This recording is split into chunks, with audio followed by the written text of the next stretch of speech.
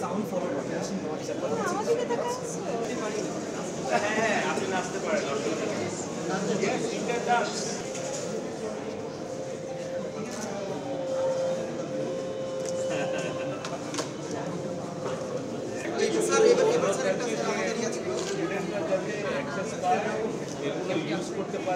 এটুকু বলতে পারি যে মাননীয় আইসিটি উপদেষ্টা মহোদয়ের নির্দেশনায় আমরা বুয়েটের পাশে ছিলাম, আছি, এবং রোবোটিক্স থেকে শুরু করে সাইবার সিকিউরিটি, মাইক্রোচিপ ডিজাইনিং এবং আমাদের আর্টিফিশিয়াল ইন্টেলিজেন্স, এই 4টা এরিয়াতে বুয়েটের পক্ষ থেকে যে কোনো উদ্যোগ গ্রহণ করলে সেখানে যা কিছু সহযোগিতা করার দরকার হয় আমরা পোস্ট টেলিকম অ্যান্ড আইসিটি থেকে সেটা আমরা অবশ্যই সেটা প্রদান করব।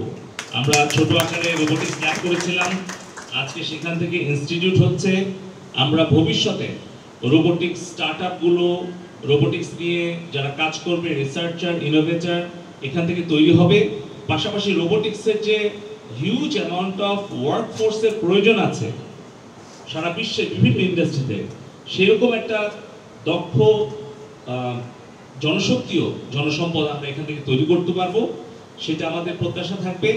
সাথে আমার অনুরোধ থাকবে যে একেবারে বিষয়ভিত্তিক কিছু প্রজেক্ট আমাদের কাছে যদি নিয়ে আসা হয়, যে আমাদের কৃষি, আমাদের জরুরি দুর্যোগ ব্যবস্থাপনা অথবা পোশাক শিল্পে রোবোটিক্সের কি কি প্রয়োজন আছে, সেখানে যদি প্রজেক্ট বেসড কিছু কিছু কোর্স এখানে ইন্ট্রোডিউস করা হয় এবং আমাদের কাছে পাঠানো হয়, তাহলে আমাদের ফান্ডিং এবং অন্যান্য সাপোর্টগুলো আমরা প্রদান করব। কারণ বলা হচ্ছে যে robots will do all the dangerous and dirty things, যেগুলোই নোংরা এবং বিপজ্জনক কাজ, এই সব কাজগুলো আমরা আসলে রোবটকে দিয়ে করাতে চাই।